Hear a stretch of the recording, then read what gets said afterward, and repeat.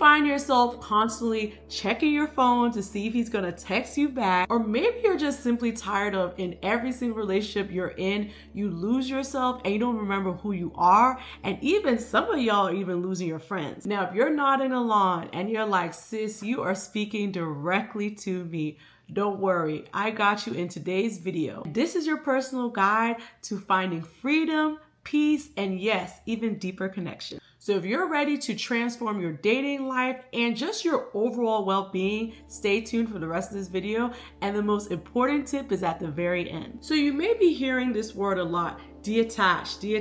Even, I think another version of this is like decenter men, right? I think it's just another way of saying detach. Emotional detachment is the ability to separate oneself from people and situations. And I think a key concept here is it's not about being cold or being an ice queen or having that resting BF face. That's not what it's about. But it's about just being able to create healthy boundaries, being able to really care about your emotional well-being while still caring for that person or the situation. I think the first thing we should talk about is self-preservation and being able to protect your emotional well-being and your mental health. And I think, ladies, this is so important, especially when it comes to dating, is because so many times when I talk to women, they're like, I just feel so drained. I'm tired of feeling drained, and I'm tired of just being like happy and excited about someone finally. And then it's kind of just like, oh, like this didn't work out. How do I get myself off that horse again, right? And I know this is a key thing, but ladies, like one thing you have to understand when you're dating and you're talking about your mental health is that at the end of the day, you are the only person that can make yourself happy, right? I want to say that again. Only you can make yourself happy. So being in a relationship is not going to solve your problems. Being in a relationship is not going to solve happiness. And I think it's actually important that before you really get into a long-term relationship, you figure out what happiness looks like for you, and you figure out what balance looks like for you, and you figure out what brings you joy. I know for me, this is something I had to quickly figure out in my relationship because I have a husband that actually likes space from time to time. And space just may look like, I travel with my friends, I have time with my guys, whatever space looks like for him. And I had to figure out, okay, now that I am a wife, what does it look like to have joy, to be connected, to do things that bring me happiness without my husband, right? And if anything, I actually feel that being emotionally detached from him and not paying attention to everything he's doing and every move, it actually makes a stronger bond and stronger relationship because he misses me more, right? And he's looking for me more. And I think that's the type of relationship you want to be. You know that trend where it's like the golden retriever and the black cat? You want to be the black cat walking around doing your thing, and he's looking for you. Another element about emotional detachment is being objective. And it's the ability to see situations very clearly without being overwhelmed with emotions. And I'll give you examples. So for example, let's say the first few days of you getting to know a guy, he's texting you all the time, he's telling you good morning, he's making calls, he's doing all the things. And then maybe one day he actually doesn't text you that same time in the morning, or he didn't call you too much later. And I know so many women that start to freak out and they're like, oh, he texts me every single day at 8:15 a.m. and all of a sudden I'm not hearing from him. That means he's cheating. That means he's with other women. That means this, that means that. And we are literally jumping to conclusions. If you are emotionally detached, you're number one, you're not going to be checking your phone. I'm going to keep bringing this up. But number two, you're going to be living your life and you're not going to make assumptions. You're going to be like, oh, maybe something happened. We had a busy day. And if anything, you're going to have the emotional maturity to wait, right? And I do this all the time. My husband, maybe, oh, he said he was going to do this or he said he was going to do that. And instead, I wait for the phone call and I simply ask him like, oh, hey, babe, you said you were going to send me this text, or you're going to call or at this time or whatever. And normally he has a very clear explanation for why he didn't do what he did, right? So for me, I feel like it creates a more trusting relationship. And I feel like you save your emotions for when there's actually something to flag, right? Instead of flagging every little thing that a man is doing. So you may ask, what does emotional detachment actually look like in dating? So I want to first talk about signs of unhealthy emotional attachment. So this one is a more obvious one, but I think this one is important because most of the time when I talk about texting, a lot of women have questions around it. An example of unhealthy emotional attachment is constantly checking your phone for messages, constantly looking at when he's text messaging you, clocking the time, clocking how he's doing it, clocking even down to, oh, he said it in this manner and he said something different today, or he said he liked me and the next day he said he is looking for me. Like, using all these different elements around analyzing someone's text messages. And ladies, you got to detach from that, because one thing I realized when I was dating, and this is advice I give to every single woman, the right man for you, it's going to be consistent, it's going to flow, it's going to be effortless, right? And you don't have to worry about the small things around texting, because even if someone doesn't text in the manner you're used to, or he texts something different, or he switches it up, you're going to have an inner knowing of peace of saying, oh, okay, but every day he calls me, we're consistently going on dates, we're planning for the future. There's going to be these bigger messages and bigger things that are happening that are going to give you more security in the relationship. So I think that is one sign of it's unhealthy. Another sign of unhealthy emotional attachment is neglecting your friends or hobbies for your partner. And I know, ladies, you meet a man and he is giving you all the love. You're feeling soft, you're feeling feminine. He's like, we're doing this, we're doing that, we're traveling there. And honestly, it happened to me too, right? In the beginning of our relationship, he was taking me to every single restaurant, right? He was saying, oh, we're going to go to Senegal today, we're going to go to Mexico tomorrow. And we were just in this bubble.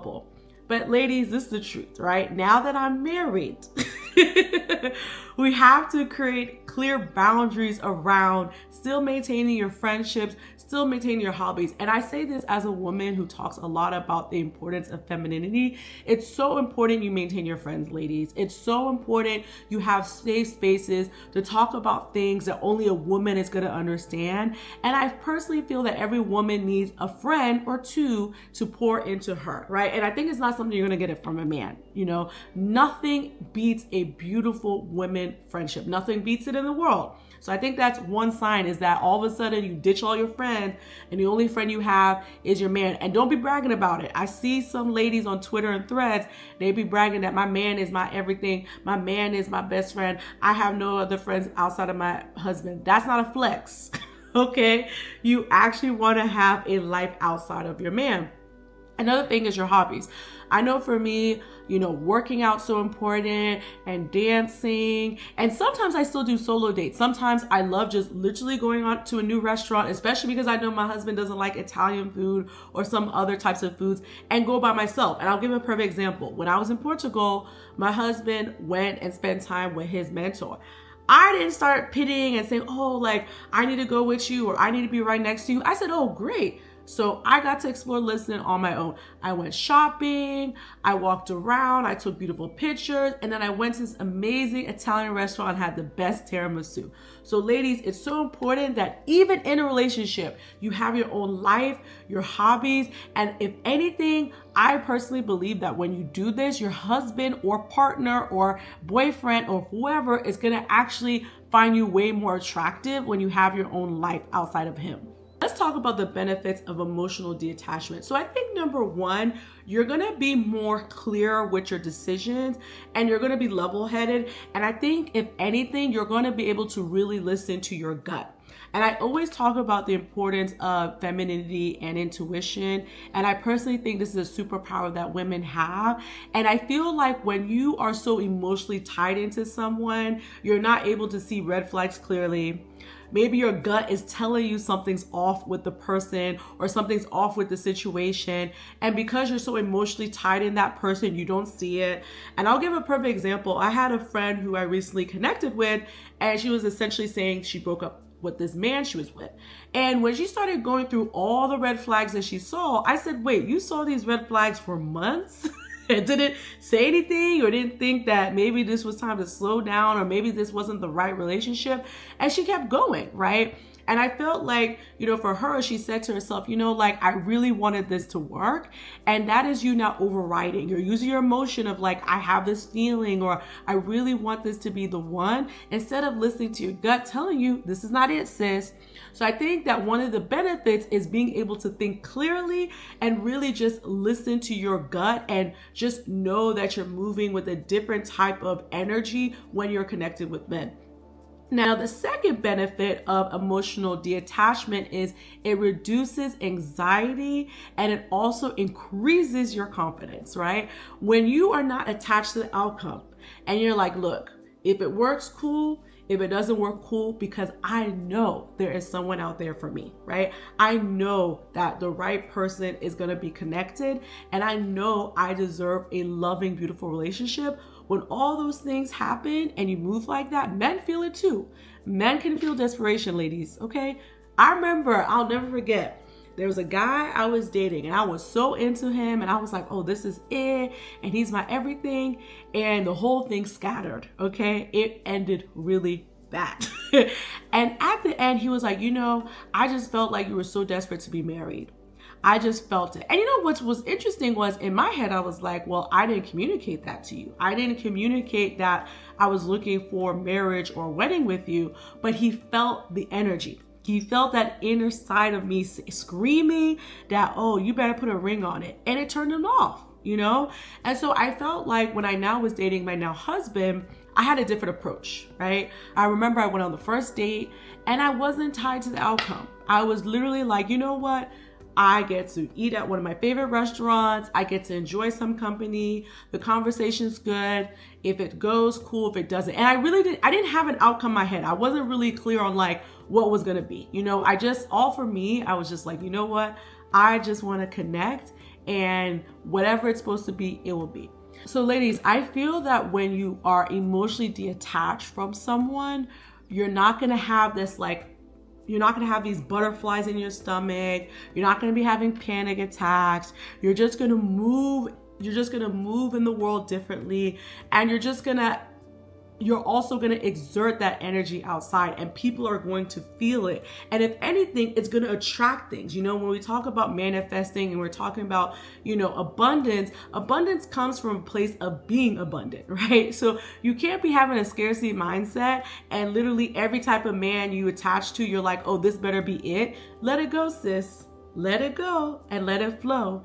And trust me, when you do that, everything's going to come back to you 10x fold. So I think another important thing around emotional detachment is let's talk about common misconceptions, because I see the girls on TikTok, I see the girls on YouTube, and I think a lot of times it's explained in this manner of like, you're going to be cold, you're going to be this ice queen, you're going to play games, you're going to be all this mysterious vixen, you're going to be all these different things. It's not about that.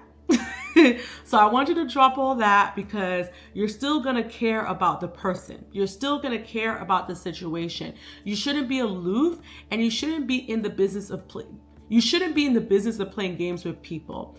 I personally feel that emotional detachment is more about the inner confidence, right? And it's really about clearly communicating your boundaries and clearly communicating that I enjoy you, I enjoy your presence, but I know that you are not going to make me a different person. You're not going to make me happier. You're not going to change my life trajectory. I have a very clear path that I'm doing on my own, and you're just part of the journey. And that's how the energy should feel. It shouldn't feel cold. And I feel like if anything, you should be able to be vulnerable. And I think sometimes women, we're scared to be vulnerable because we're scared of where that's going to put us. So ladies, I want you to understand what the misconceptions are. It's not about being cold. It's not about playing games. It's not about being aloof. It's about being clear. And I think if anything, it's about being clear in what you're saying and communicating. And we're going to talk next about what does communicating look like when you are emotionally detached. So when you are dating or you do have a partner and you want to emotionally detach, I think there's a couple of ways you can communicate it in a way that's very clear. I think number one is communicating your boundaries and communicating what space looks like. So for example, if you know travel is important to you, if you know travel is important to you, and maybe even more so like solo travel, right? I have a couple of friends where it's very important that they solo travel 1 or 2 times a year just to connect with their inner self. Be able to communicate that, say, look, I love when we travel together and I want to be able to create new memories with you, but it's so important that I travel on my own to connect to myself, right? And this is what it looks like to me. Being able to clearly state clearly state what is important to you and what does space look like to you. I know for me, this was a big thing around the early days of me and my husband getting to know each other, because he is very clear on space, right? And he knows what space looks like. And we had to communicate and have several conversations around that. But I feel like now we're in a place where I know when he needs space, he knows when I need space, right? But again, it's an ongoing conversation, and the right person for you is going to be open to the conversation. And it's going to know that it's multiple conversations to get clear on what that looks like for them.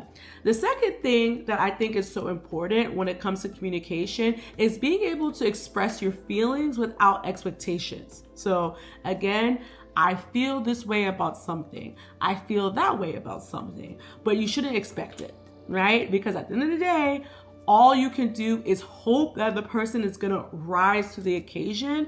But at the end of the day, if someone consistently doesn't meet your needs, then that is an inner conversation you need to have with yourself of, why am I still there? Or what am I looking for the person to do? Or am I supposed to change the person? You're not. So I think that being able to, number one, express your boundaries in your space, and number two, express your feelings without expectations is clear, healthy ways of being emotionally detached. If you made it to this part of the video, that means you're here for the most important tip, right? And so I want to talk about practical ways that you can emotionally detach from someone.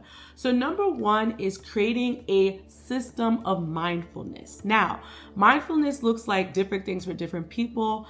I know for me, number one is meditation, or even breathing exercises. And I talk a lot about this in my last video where I talk about 11 micro habits to increase your feminine energy. And I'm gonna say this over and over again. When you're able to silence your mind and you're able to be with yourself, I believe, start to create this different type of relationship with yourself, which is like love. You start to create this inner self-love, this joy. And I personally believe that you start to enjoy your own company. I personally feel that people who are emotionally attached to someone is because they don't love themselves and they don't love their own company. Right? When you love your own company, when you love spending time with yourself, you are not going to be attached to someone else and what they're doing and how they're moving. And again, you're not going to be in your phone and you're not going to be wondering what they're doing, because you're doing you're enjoying your own life. So meditation and breathing and even taking a walk outside is all ways you can really start to practice emotional detachment from people.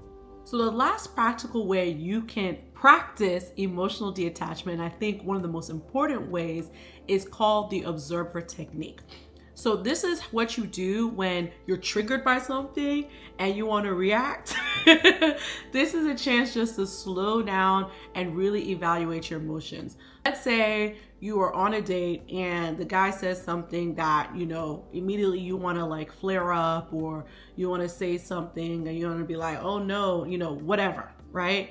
What you want to do is you want to almost, now again, this is the detachment part. So you almost want to come out of your body and observe the emotion, really, right? Like observe, how are you feeling, right?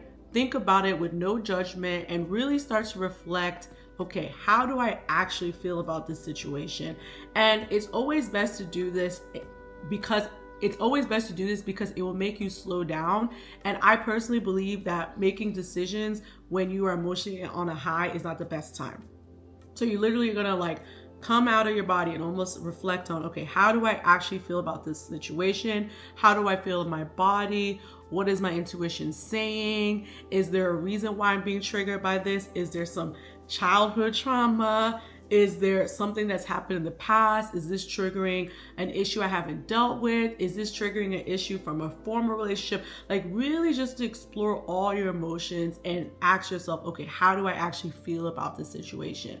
And I want you to describe the scene objectively, right? And almost narrate like a movie. Like, okay, I'm watching a movie scene and what is actually happening. What are the facts of the matter, right? And again, this will help you just to slow down and just to really reflect on all the different pieces that have happened. So let me give you an example, right? So let's say you have a date set up with someone, you're really excited, it's Friday night, everything is moving, and then all of a sudden, let's say the night before, you get a cancellation text. So instead of being like, I'm angry, I'm frustrated, what's going on, how dare he, why don't you just actually narrate the scene? So the person just received a cancellation text.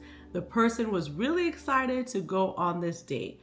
This person feels maybe angry or frustrated because it feels like past situations where you felt like the person was unreliable, right? This triggers a pattern you have felt in the past. And like I said, you get the cancellation text and then immediately the person may say something happened or a medical emergency or I didn't realize there was a conflict. You know, there's so many reasons why someone may cancel on the date, but also it gives you a chance to respond and say, oh, you know, I was really looking forward to that date. I'm looking forward to the next one. And then if the person immediately says, oh, you know what? Does Saturday work for you or does this day work for you? You're like, okay, not a big deal. But let's say the person doesn't come back with a date or just disappears, right? Then you also know, okay, this is how the person functions. It's not a reflection on you. It's just the situation. So again, ladies, I hope that you really enjoyed this video. This was a good one to create because I know so many of us struggle with this, something I personally went through, and I always want to share the information. If you're loving these videos, make sure you like and hit that subscribe button because what I'm going to start doing is every Wednesday, I'm going to drop a new educational video. And then on Sunday is more of like a self-care, self-love video where I'm just going to pour into you and just share some things that I'm going through. We're going to kiki together. So again, my name is Chica and can't wait to see you next week.